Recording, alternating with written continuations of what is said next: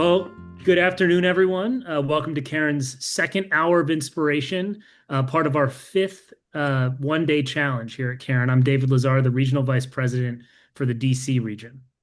And I'm Christine Storm, Regional Vice President for Florida. David and I are thrilled to be your MCs today for this special event dedicated to hope, healing, and making a lasting impact.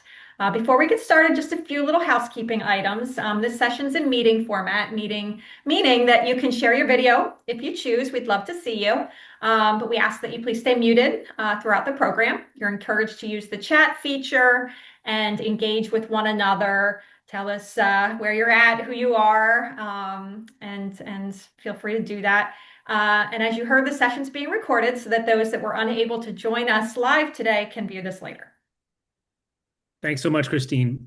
We have a great hour ahead of us today. It's designed to connect us and remind us all what a special community Karen really is.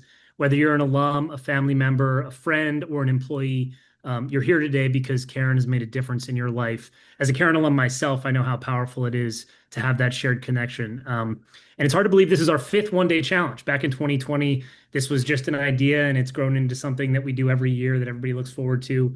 And this year, our goal is to inspire 500 individual gifts to Karen, and they'll specifically go towards Karen's Mission Fund, which supports so much of what makes Karen Karen. Everything from our clinical programming to essential recovery services, scholarships, and family support. Today, we're going to be sending out videos that cover those different aspects of the Mission Fund and the impact that the Mission Fund has. So if you haven't done so, I encourage you to watch them. They should be in your email. And now I want to give an update on our progress so far today. So there are two match goals that we had this morning, both for $5,000. So the first one was to raise $5,000. And if we raise $5,000, we got an additional $5,000. The second match goal was get 50 new donors to the one-day challenge. And I'm happy to announce that we met both of those goals this morning. So we unlocked $10,000 in bonus match gifts today, which was really exciting. And then in terms of the 500 donor gift, we are over halfway to that 500 donor goal. So making great progress today. We've come a long way, but we've got a long way to go. So I'm excited to see what we can accomplish. I'm going to pass it back to Christine. Thanks, David. I'm feeling optimistic. I think we're going to meet our goal before midnight tonight.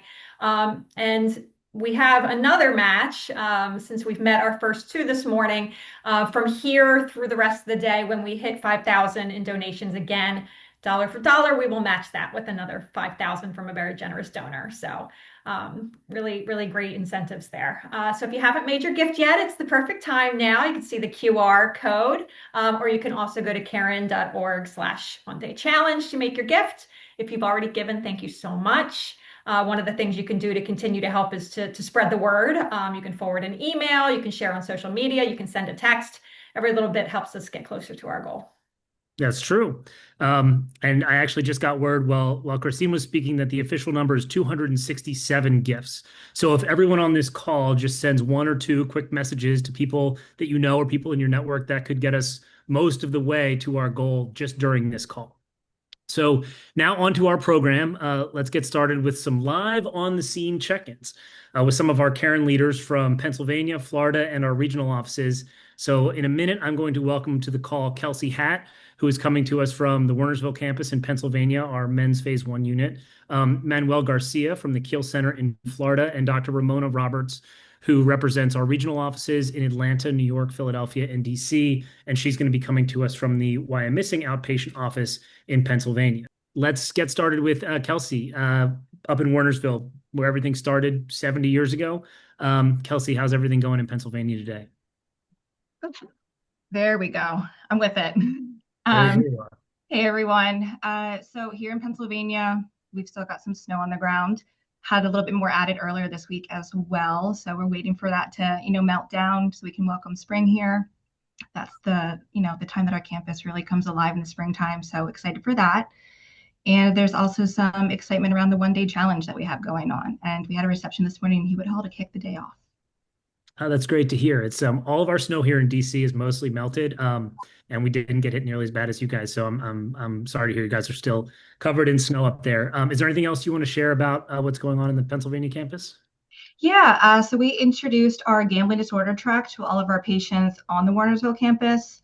This will be integrated with their substance use treatment as well. There's been a growing demand for this need here, and with the gambling track, our clinicians they'll be able to support the patients in understanding and managing the gambling related urges and the cognitive distortions in healthy adaptive ways, with the goal of reducing the reliance on harmful behavior. So we're excited for that. And we are also in the very early stages of planning our alumni reunion for the weekend in June. That's always a great time here. It's great for alumni to come back, have fun with their families here on campus. I know the staff is always excited to see past alumni. So save the date for June 19th to the 21st.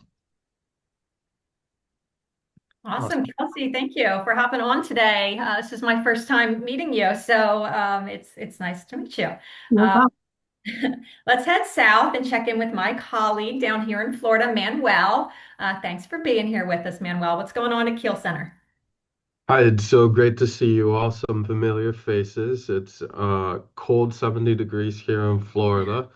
Um, You have my space heater on, Manuel. Like, I yeah, I we're in. figured that was the case. I moved from Minnesota to Florida. So this isn't really cold for me, but I know that it's cold for the majority of our Floridian colleagues, Christine. I'm very excited to be able to be a part of the one day challenge. And so many incredible things are happening at the Keel Center. And we're also continuing to expand our access to care. On March 28th, at the Keel Center, we launched our core program, which is our insurance-based services.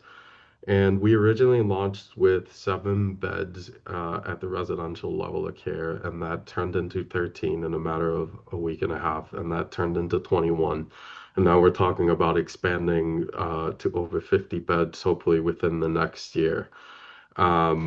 So core program services at the residential level of care are going great. We also, of course, offer our signature programs of Ocean Drive and OAP, and then also offer NAP services, our neuro assessment program here. And right now we have 64 patients at the Keel Center alone, which is great to see. Of course, we also have Renaissance and Core PHP and IOP that house at Fairways on the Green, and also very excited to talk about how we open an outpatient site about 5 minutes away from the Keel Center, where we have 27 patients at the partial hospitalization and intensive outpatient levels of care with the capacity to build that up to approximately 40 patients. So very excited to continue to expand our access to care. And then, of course, with the neuro assessment program, patients from all of our programs are able to participate, and we're seeing incredible results. And I'm just very excited around the direction that our Florida campus is going on. Me too, Manuel. It is all very exciting, and thank you. And last but not least, we welcome Dr. Ramona Roberts, who oversees much of our outpatient operations in YMSing, Philly, and DC. Dr. Roberts, what's going on at the regional locations today? Afternoon, everyone. Well, all the regions are also taking part in this one-day challenge. Our teams are really excited to be part of it. There's regional events happening in person in the Philadelphia office, the DC office.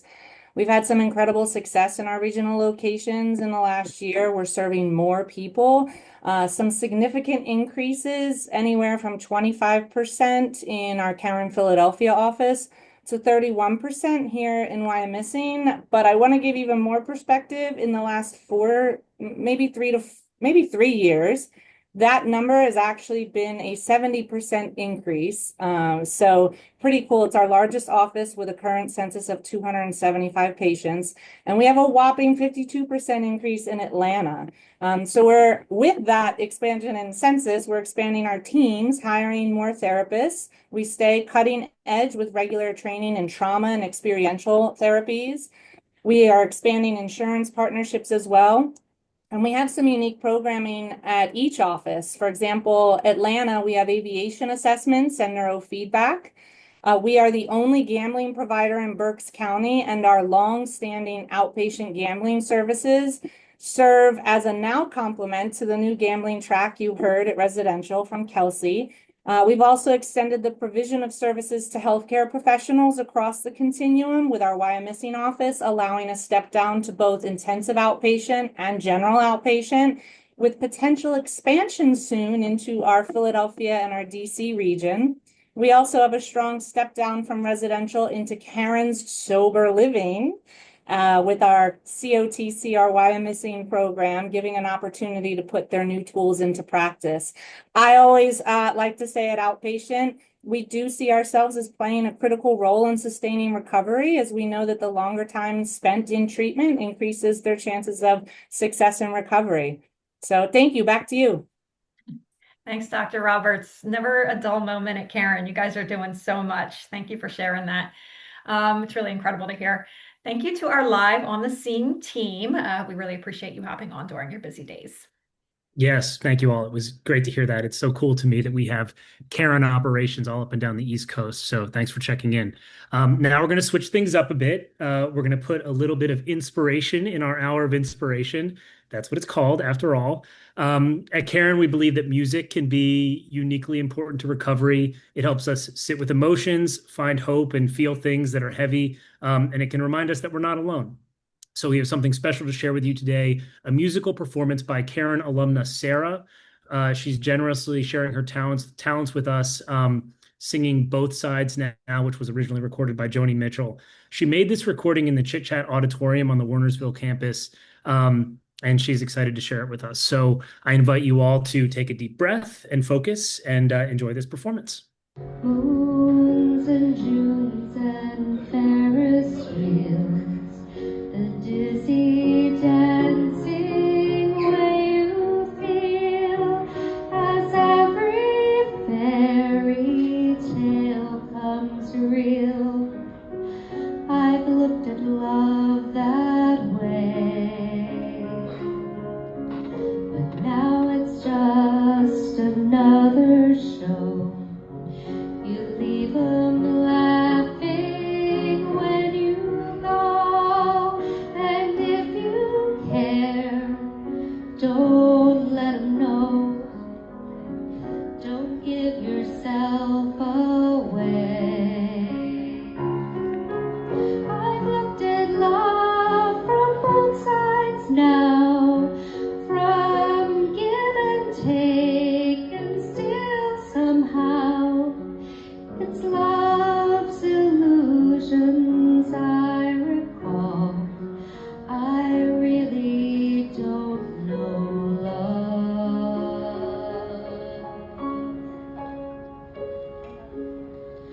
at all.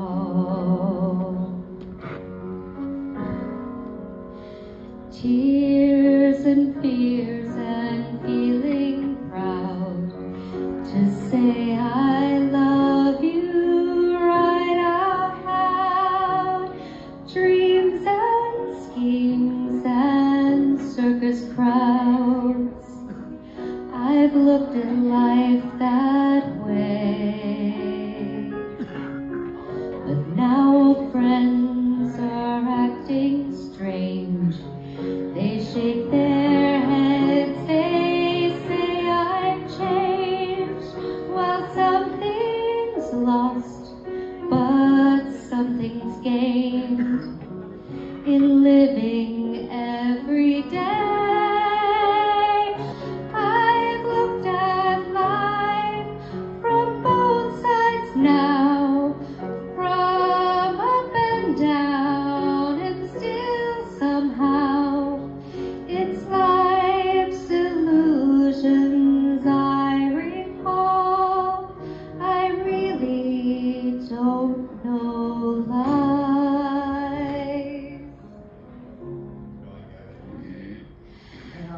at all. Wherever Sarah is, a big thank you for sharing her talent with us. Gorgeous rendition of a gorgeous song. We're reaching the midway point in our hour, and I want to remind everyone to take a moment right now, if you haven't already, to make your gift. Share the link, text a friend. Let's keep this energy going. Make it one of the strongest one-day challenges yet. Continuing on, we're going to hear from someone who has helped guide Caron into its next chapter. Over the last 2 years, he has led with vision, heart, and a deep commitment to the patients and families we serve. While our president and CEO, John Driscoll, couldn't be here live with us today, he did share a message about why the One Day Challenge matters and where Caron is headed next. I'm John Driscoll, President and CEO of Caron. Thank you for being a part of today's Hour of Inspiration and for your steadfast support of Caron. While I can't be with you live this year, I wanted to take a few moments to share why this day means so much to me and to the patients and families we serve. This is Caron's 5th annual One Day Challenge and my 2nd as CEO. What began as a single day of collective generosity has become something much bigger. It's now a powerful expression of who we are as a community. When we come together with purpose, the impact reaches far beyond one day. I am continually moved by the way this community shows up. I hope that as you hear from members of our community today and reflect on the stories you hear, you'll feel inspired to take part and help us spread the word. Over the past 5 years, Caron has grown. We have evolved and we have made meaningful progress. We've strengthened programs across all campuses, improving the experience for patients from their first call through maintaining lifelong alumni connections in long-term recovery.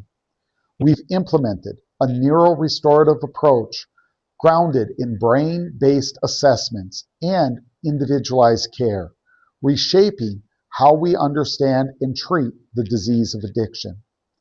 We've translated groundbreaking research into real-world practice, including the use of GLP-1 medications to reduce cravings and improve outcomes across our continuum. We've expanded insurance partnerships in Pennsylvania and our regions, and 1 year ago began accepting insurance for our Florida programs, making treatment more accessible to more families.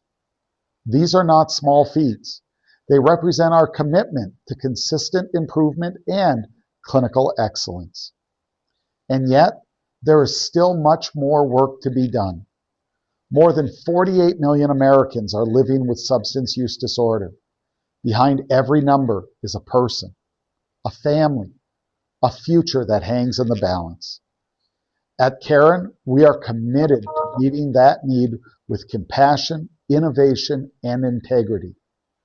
Our strategic priorities for 2026 through 2028 are to serve more people, transform care, lead as a center of excellence and innovation, build a workplace people are proud to be a part of, and ensure long-term sustainability.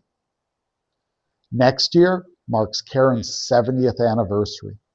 This is 70 years of lives changed, families restored, and dedicated staff, alumni, and donors who have poured their hearts into this mission. None of that would have been possible without the generosity and support of people like you. Your participation today ensures that we can continue to evolve, respond to new challenges, and remain a place of hope for generations to come. I invite you to be a part of the One Day Challenge. Whether you feel inspired to make a donation, share our message, or encourage someone else to join us, your involvement matters. Thank you for believing in Caron and the power of recovery. Let's make this 5th year our most impactful yet. Thank you, John. It's good to hear where Caron is headed as we approach our 70th anniversary. We're moving forward, always growing and always reaching for the next person that needs hope. But as much as we're looking ahead, we need to be grounded in where we've come from. Caron's future is strong because our foundation is strong. It was built on compassion and a deep belief that recovery is possible for everyone. Those values came from our founders, Dick and Catherine Caron, but not just them, also their family, who carry that vision forward with humility and heart. And as I'm sure you all know, we recently experienced the loss of Linda Caron Denby, the eldest daughter of Dick and Catherine. Many of you knew Linda as Caron's resident historian. Actually, shortly after I started in this role as the DC regional vice president, I was fortunate to get a private tour with her of Hewitt Hall. I'm very lucky that I got to do that. It's a memory that I'll surely carry with me, for a long time. She was a board member and she was a voice for her parents' legacy. But she was so much more than that. She was part of our organization's heartbeat. She believed deeply in this community, Caron's mission, and the people that we serve. So before we continue on today with our hour of inspiration, we want to take a moment to honor her family's legacy, and the compassion that continues to shape Caron's mission. So we'll start by hearing a message from Linda herself, in her own words, what it was like in the early days of Caron, then called Chit Chat Farms, in a video on the porch of that original building where everything got started. It's a short clip that's part of a larger video, so we encourage you to watch it in its entirety later. And it will be posted in the chat, and I think we'll share it in the chat at some point during this call. And then after we hear from Linda, we will hear a reflection from her daughter, Christina Caron. So without further ado, here is that video. I think that it's a lucky way to grow up. I mean, we just got used to all kinds of people and just accepting everybody and loving them who they were and that they were ill. How fortunate was I that I grew up knowing that this was a disease, not a disgrace. So I was glad to be part of that, and the whole family was a part of this. His mother said we were bursting at the seams. Daddy had started a halfway house in downtown Reading on 5th Street, which was wonderful. So all the men left the basement and it all filled up with women. And so they were down there, but it were just still so many people coming to the house, so many people needing help. Mother said one day to Dad, we've just got to find a place in the country, a farm. Remember, we're from the Midwest. We got to find a farm. He came across the Highland Hotel and he decided this would probably be the right thing. Well, the woman who owned this hotel, she heard that it was the Chit Chat Foundation. And so she put the price at $100,000 to buy this place. Mother and Dad had $20 in the bank. So Daddy went to the bank. He found out that there was a second mortgage on the house. He went to the person who had the second mortgage on the hotel, and they said yes. He borrowed $37,000, $35,000 to pay for the Highland Hotel, and then $2,000 for renovations. So that's how we got up here. And as Rick says to me, gotta remember, Linda, I was the first Caron who walked through, the Highland Hotel into Hewitt Hall here. And he did. And his feet went right through the floor. And his feet were in the kitchen below, and he was stuck in the, it wasn't that he bought this pristine place that we look at now. It was really in terrible shape. We moved in here on Thanksgiving. And so Mother cooked the very first Thanksgiving here at Chit Chat. I think what some people don't realize is that my parents were paying for all of this. There was no cost. It was my father's salary and his friends and family, everyone helping to contribute to this. The gentleman from the bank called him up and said, your mortgage is due, and Dad asked for an extension. And he said, I can't give you an extension. So Dad said, let me call around and see if I can't find somebody to help me out here. Called him back and said, nope, can't find anybody. The keys are on my desk. You've got 35 drunks to feed at 6 o'clock. And hung up, and the bank president said, no, Dick, you've got your mortgage. You've got your extension. And then he went on the board. So some of our best choices in life at Caron were because of necessity or serving a need. My father felt if you get the alcoholic sober, all will be well. All will be well. Everything will be fine. Mother would say, nah, Dick, I don't think so. And she would come over here on this porch and sit every Sunday as the patients were leaving. And she would talk to the spouse, male or female, and say, you're going to be all right. You're going to be all right. Go to Al-Anon, do this, do that. She felt strongly that this was a family disease. If you were going to keep this person sober, male or female, you really had to help with the family, because that was the unit that they were going back to, and they needed to support each other. So that's how our family program started. I think people think that my father ran the show, but it was the two of them. They were a team. And just like with the family program, it was the first in the country where people were worried about the spouse, the other person, the children. And so I thank Mother for that. She saved a lot of lives. They both did together.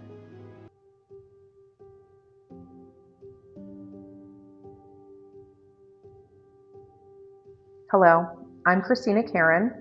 I'm Linda Caron's daughter, and I'm the granddaughter of our founders, Richard and Catherine Caron.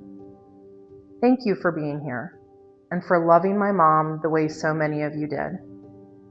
To my brother Jamie and I, she was mom, but I know to so many of you, she was much, much more. She was a steady presence, a storyteller. She was a protector of our Caron history and a bridge between the beginning of Caron and where it stands today. Losing her has left a deep, deep void in our family that words can't fully describe. And I know that same sense of loss is being felt by many of you. My mom carried the torch for my grandparents with such pride. She believed in their vision with her whole heart, and she lived it. Caron was more than just a place to my mom. It was a part of her. So much so that the patients and the staff really were all family to her. Because addiction was part of our own family story. She understood in a very personal way that it really does touch everyone. She believed deeply that recovery should bring healing, not only to the individual, but to the whole family. And she carried that belief with such compassion and hope. And as she always said, addiction is a family disease. From the start of Caron in her childhood home in Wyomissing Hills to the campus in Pennsylvania and the Kiel Center in Florida, she had the opportunity to witness thousands of people and families find healing. And that is what truly fueled her. She believed, as did my grandparents, that addiction is a disease, it is not a disgrace. And without hesitation, she knew that with the right treatment, support, and love, recovery for life is possible. My mom's connection to this community was something truly special, and it is irreplaceable. But my family is committed to continuing what she carried so faithfully, honoring my grandparents' vision, and being an active part of Caron's future. To us, that means remembering where we came from while also supporting where we are going. I'm proud to have served Caron for many years on the DC Regional Advisory Board, and I'm now serving on Caron's Board of Trustees, just as my mother did for many years. The one-day challenge reflects what she cared about most: people standing together to help the next person in need. Seeing your support today would have meant the world to her. Thank you for believing in Caron and for walking forward with us as we carry this legacy together. As such a special message from Christina. We're so lucky to have them so involved in what we do here at Caron. And we're so lucky that we got to spend time with Linda when we did. As we hold her in our thoughts today, we were reminded of the legacy that she carried so faithfully. Like I said, she believed in this community. She believed in our mission so much. And she believed in second chances. And we're fortunate that Christina's picking up the torch and carrying on what her mother started by being a member of the board. There's a hymn that has echoed through generations in moments of both loss and renewal, Amazing Grace. It is a song about being lost and being found, about walking through hardship and discovering light again. That message mirrors the very journey of recovery. Today, this song feels especially meaningful. It honors the full arc of a life and reminds us that love, once given, continues to ripple outward. We're honored to share a moving rendition of Amazing Grace recorded live at our recent Neil Lasher Music Fund Grammy Breakfast in Los Angeles. TT, the singer, and Wendy, the pianist, are both Caron alums, and this was their first time ever performing together. And I believe TT is on the call, or is Wendy? I believe TT's on the call. Thank you for joining us. As you listen to this, as everybody listens to this, reflect on Linda's legacy and on the journeys that brought all of us here together. whether it was, whether it's a Caron alum or a Caron family member or a Caron employee or just a friend of somebody connected to the Caron community.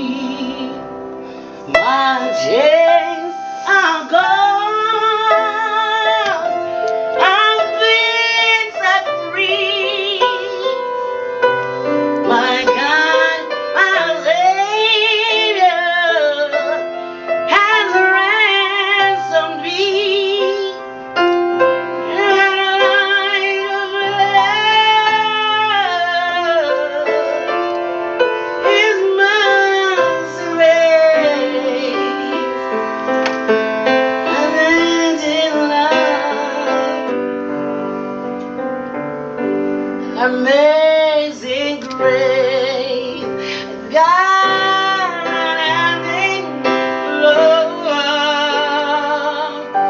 Amazing grace, oh, guiding love.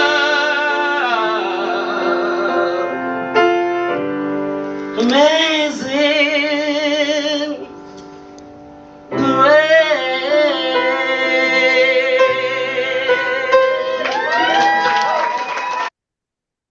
Yes, that deserves some claps. That was amazing. TT, thank you so much. When I saw that Amazing Grace was going to play, I was like, great, it's going to be more Christine Waterworks, but that was so joyful. So beautiful, beautiful rendition, very inspiring. Thank you for that. Thanks to all of you who have, stuck with us through lunch and joined us for this hour of inspiration. Just another reminder, if you haven't made your gift yet, please go over to caron.org. /one day challenge and do that now. Every single donation helps. And for those who already have donated, thank you so much. Let's continue to spread the word. If you can reach out to 5 people by the end of this hour, let's rally together and text, email, share this, whatever we want to do. So we are ahead of our schedule today, but we are going to go into a very relaxing, grounding session right now. Our wellness team has thoughtfully prepared a brief grounding and gratitude exercise along with a guided meditation to help us center ourselves and reflect on the gifts we carry forward: connection, healing, and the ability to help the next person in need. Wherever you're joining us from, I invite you to settle in, take a breath, and allow this time to be just for you. Let's enjoy these peaceful moments together. Hello, everyone. My name is Nate Menino. I'm the Director of Fitness, Wellness, and Recreation at Caron. I've been at Caron for nearly 14 years, and I'm deeply grateful for the opportunity to support healing and growth through the unique and creative services that we provide for our patients. My team has created this brief guided meditation as a moment to pause and breathe and reconnect. I hope it brings you a sense of gratitude and calm as you move forward with your day and continue supporting Caron's mission.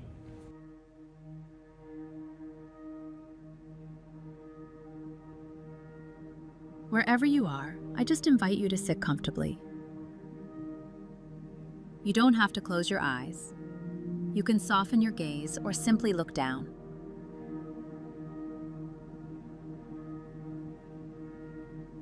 Take one slow breath in through your nose and a long breath out through your mouth.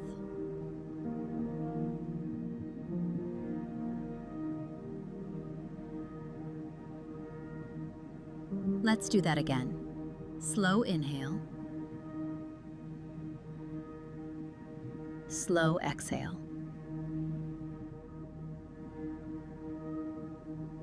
Bring your attention to your feet on the floor or your body in the chair.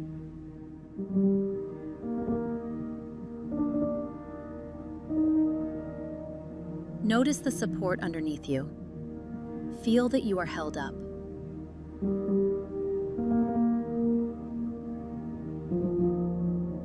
You are supported in this moment.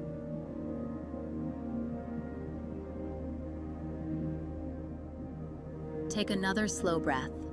Nothing to fix, nothing to perform, just being here.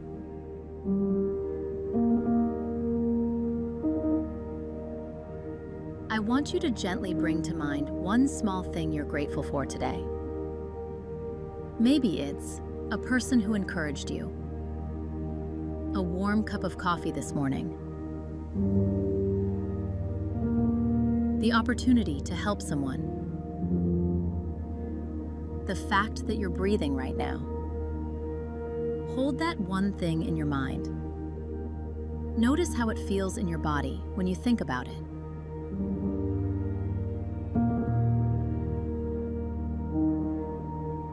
Does your chest soften? Does your breathing change?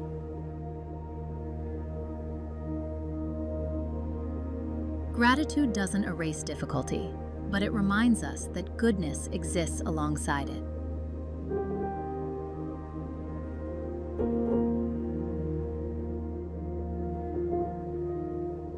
At Caron, we see every day that recovery is built on small moments.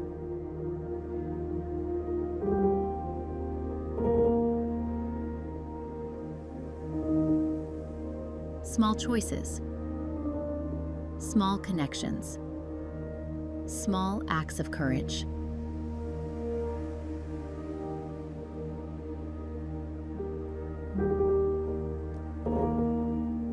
Gratitude helps us remember why the work matters. It reconnects us to purpose. It reconnects us to people. And it reminds us that healing is possible.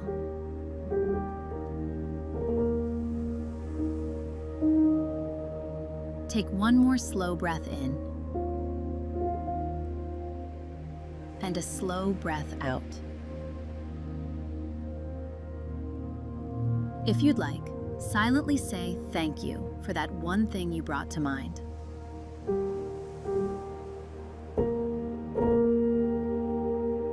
Carry that with you as you move into the rest of your day.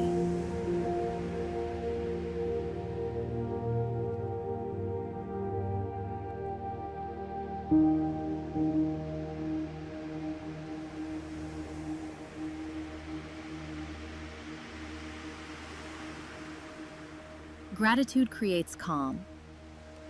Calm creates clarity. clarity helps us serve others well.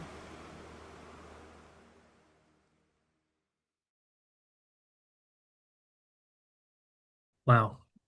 That was great. That was exactly what I needed in the middle of my day, in the middle of the one day challenge. So thank you to our wellness team for putting that together.